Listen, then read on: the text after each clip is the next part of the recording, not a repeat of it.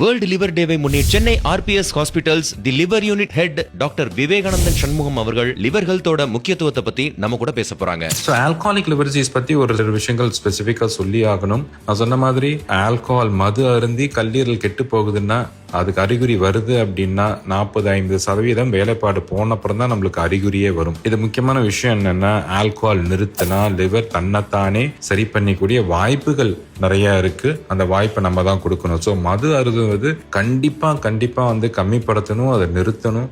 அப்பதான் நம்மளும் நம்ம குடும்பமும் நாடும் வளமோட இருக்கும். First thing. செகண்ட் ஸ்மோக்கிங் வாயிலேருந்து ஆசனவாய் வரைக்கும் எல்லாத்துலயும் கேன்சரோட அசோசியேட்டட்.